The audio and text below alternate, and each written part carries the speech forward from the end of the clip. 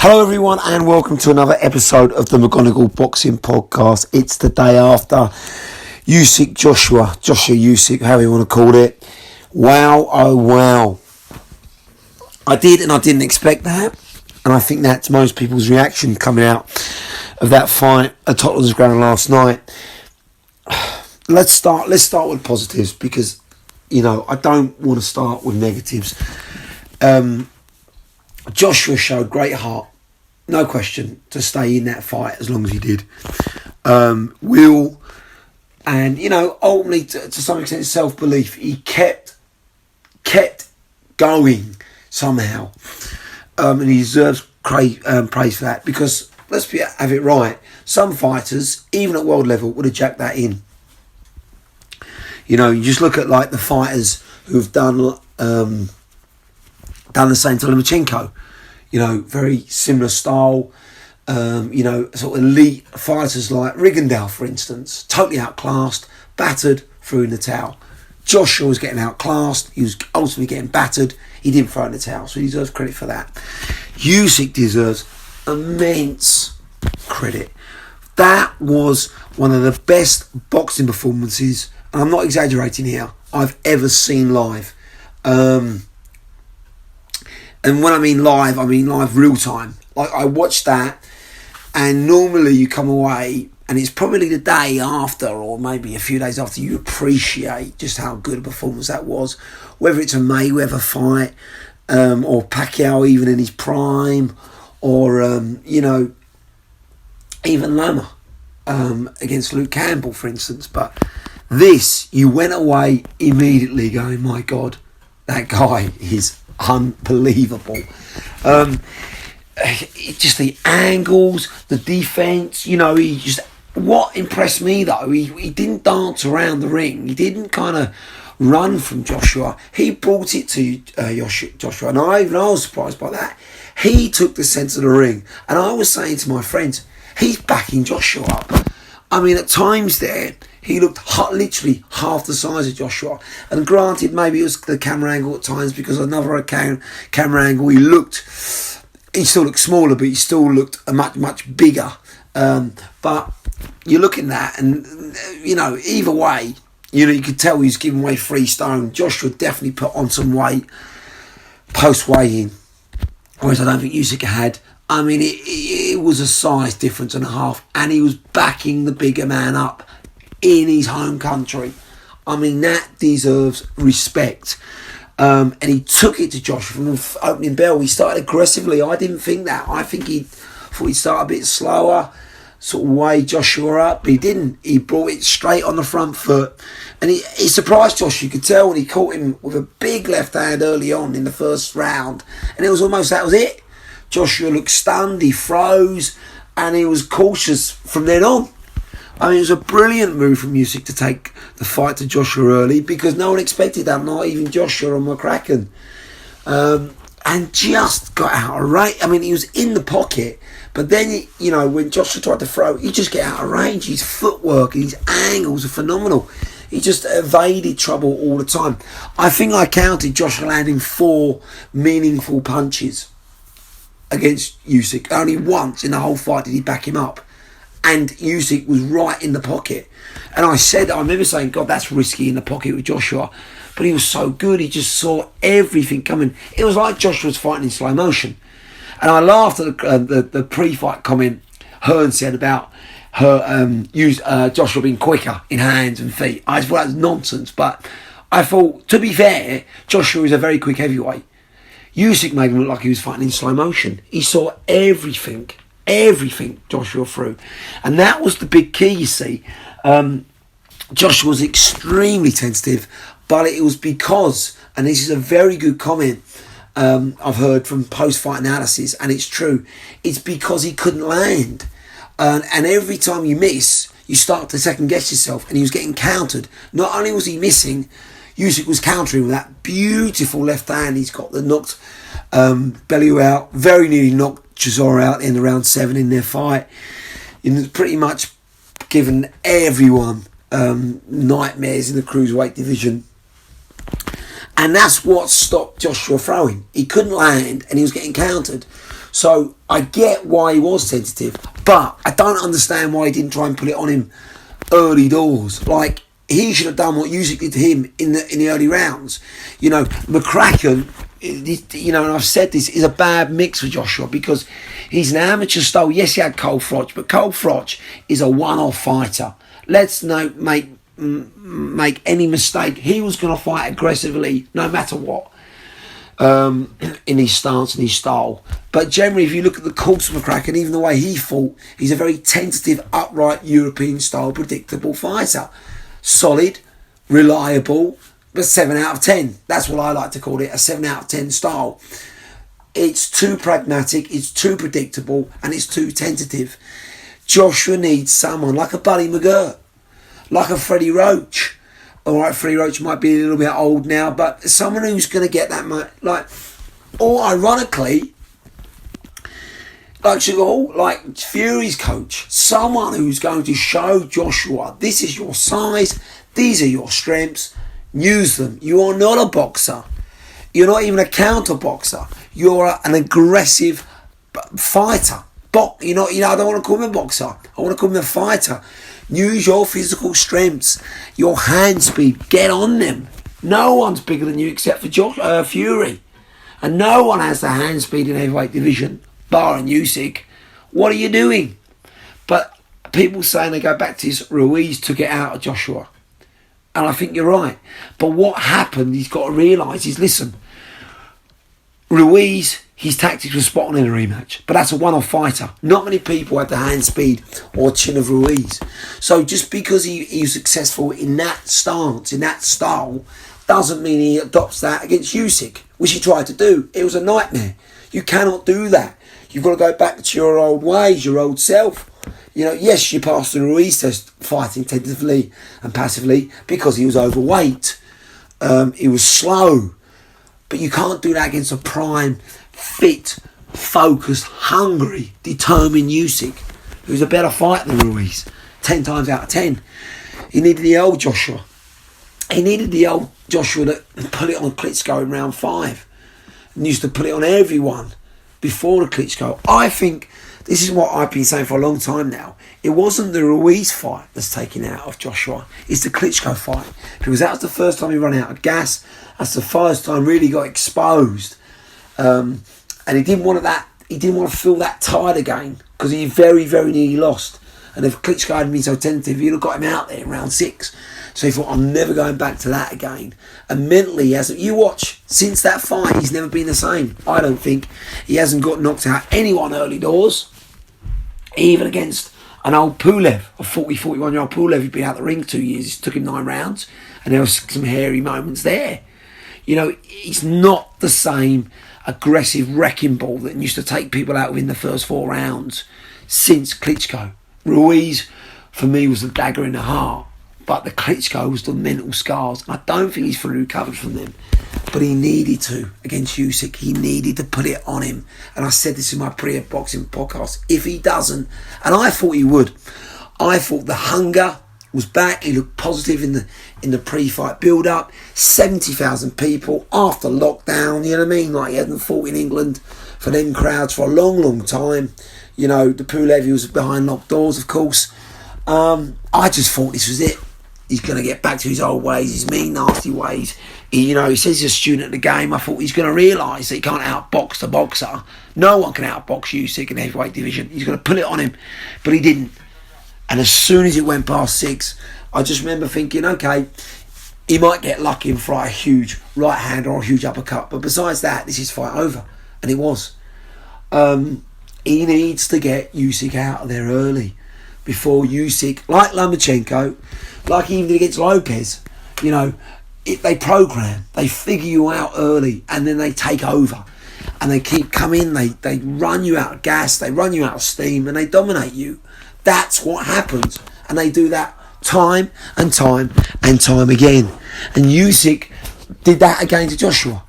And it was unbelievable, the advice. I couldn't believe what I was hearing in that corner. McCracken, you're doing well. keep using the jab. Well, he didn't use the jab. He couldn't land the jab. Usyk saw it coming a mile off. But yes, I would have liked to see him throw a bit more with the jab. I wanted him to throw more right hands. Where was the uppercut? His best punch. And yes, okay, he might have missed, but at least throw it. You know, the one time he did land success, you could see he had, I think in round six, when he backed for the first time and last time, he backed Usyk up. Usyk looked discomfort. And he was marked. And that was one time he landed. But McCracken's still saying, boxing, what are you doing? And Dylan White was spot on after round 8. And, you know, he's being marked up. His eyes being swollen up. He can barely see. You've got to roll the dice. You've got to change things. You've got to adapt. That's what made Mayweather great. That's what makes Canelo great. Now they've got ability to adapt. Usyk can adapt. These elite fighters do that. Joshua's got to learn to do that if he wants to compete against the elite. Fury can do that. Don't just carry on doing the same thing.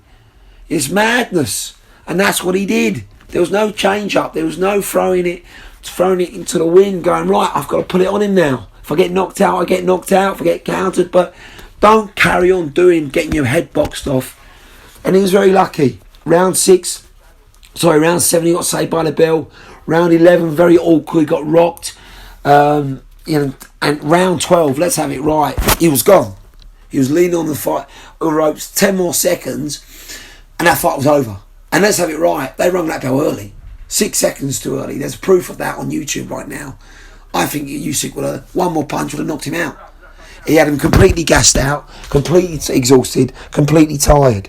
So it was, like I say, it was a poor performance tactically from Joshua. An extremely poor performance from his corner tactically. I expected better. I expected more.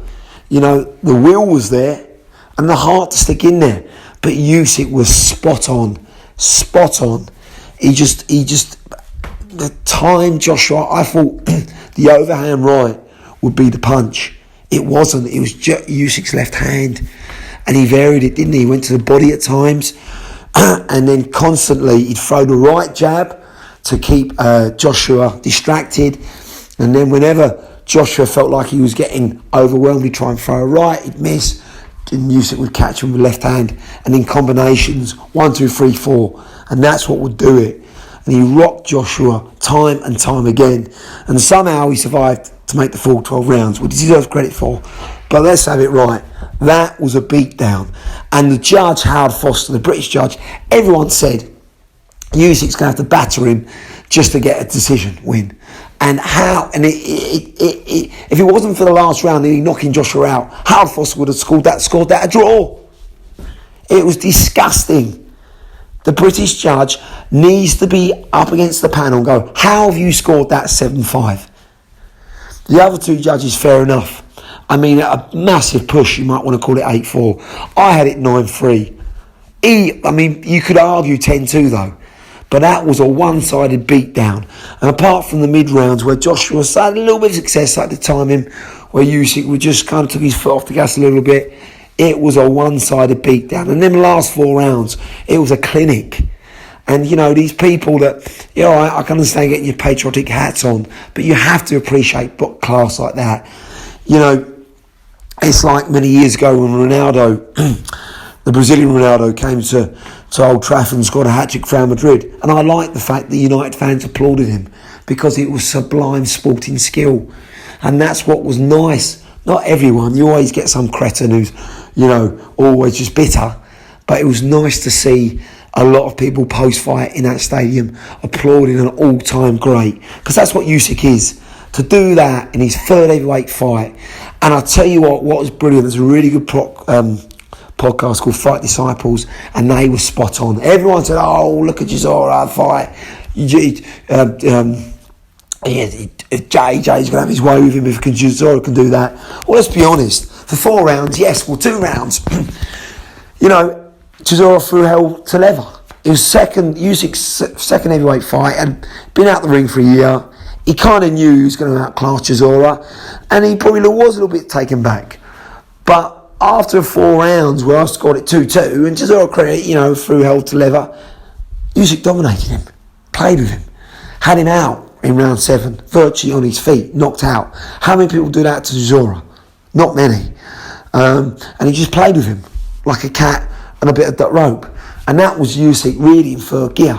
And that was Usyk luring Joshua in, thinking, I can beat this guy now. That's what it was. It's like Fury when he fights a lower class. He doesn't look anywhere near the fighter, but then he fights the real deals. He fights the A level, so to speak, like Wilder, and he turns it on. And that's exactly what Usyk did. Usyk's hardest fight was Gassiev, a cruiserweight. You know, faster, slicker version of Joshua. So he didn't hold any fear. He fought him in Russia as well, a knockout artist. So he didn't really fear Joshua because he'd seen that sort of style before, albeit just a bigger version. Joshua had never seen anything like Usyk, and that was the difference. I don't know who he sparred with, but how can you replicate that? You can't. And that was it. He was like a deer in headlights. He couldn't figure out Usyk's style. He got it tactically wrong. He played into Usyk's hands, and it was all over. From the first round, it was like, this is Usyk's fight. This, and it just carried on and on and on. Like I say, the rematch is going to happen. You know, Joshua's a proud man. I give him credit for that. Usyk's not going to back down either. But here's the big thing. Joshua needs to make massive changes. He needs to overhaul his training team. McCracken is not a good fit for him. He's too defensive. He's not bringing out the best in AJ. That's the problem you've got. So changes need to be made. He needs to find himself a Buddy McGirt, a Freddie Roach, you know, a Sugar, you know, like Fury's got. Someone's going to get back to Joshua's basics, an aggressive boxer, fighter. He's going to put it on and hold his size and use his size.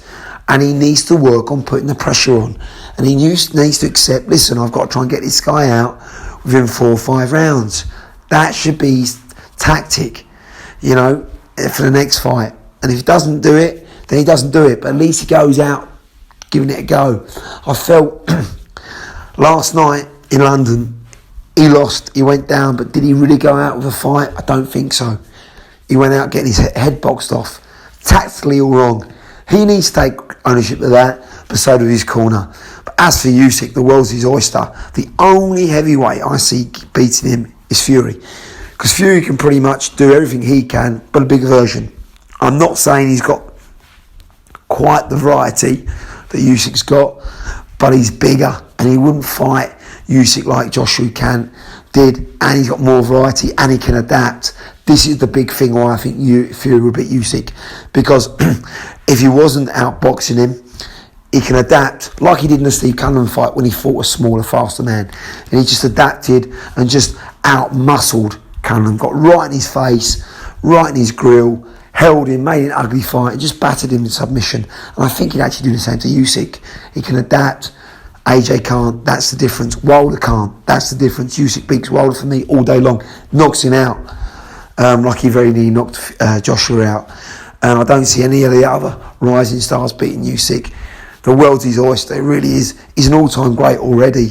And I think on that performance, he's an even better heavyweight than Holyfield was. I mean, Holyfield was a great fighter, toe-to-toe, but he didn't have the skill like Usyk did. And I don't think even Holyfield, as great as he was, would have the size to really hurt Usyk. And I just don't think he would have lived with Usyk at heavyweight. That's how great I rate Usyk. Cruiserweight, it'd have been a real fight. And I think Holyfield might have got him, but a heavyweight, wow. Usyk's an even better version, I think. An even better version of that performance. He has more sting, more pop. He seems to take a punch better. Whenever Joshua did take him, he backed him up, but he took it, didn't he? I mean, 220, 6'3". Yeah, he's smaller than Joshua and Fury, but these guys are giants. He's a good size for a heavyweight. Perfect speed, perfect blend of variety, skill and power was shown evident against Chisora and Joshua. I mean, he's an all-round fighting specimen. He's up there, as far as I'm concerned, now on the pound-for-pound list. What he's done, unified heavyweight champion in his third fight, undisputed cruiserweight champion, Olympic champion. He's right up there with Canelo pound for pound. As for Joshua, he's nowhere near that. nowhere near that top 10, and he's got to do a lot of rebuilding. Can he come again? Yes, he's only 32, he's in the prime of his life, but I would not rush the rematch. I would take 6 months to regroup. There's no hurry. You know what I mean? Don't try and get this fight, in January. I would make it as late as possible before obviously it gets overhauled. I'd make it March. I'd make it April. I'd give yourself 7 months to regroup, heal that eye, of course, rebuild, get a new team in place, and work on going back to your old aggressive self pre-Klitschko. What a night, what a fight. Overall, great for boxing, though. You can't knock Sky Sport and Hearn's presentation. 70,000 people, big time boxing is back, especially in the UK. The UK boxing is absolutely smashing it right now. But wow, not a shock, but just a lot of work to do for Joshua now. There's a new era, a new king in heavyweight boxing, and I think he can reign for as long as he A, doesn't fight Fury, and B, as long as he wants to. Well done, Usyk.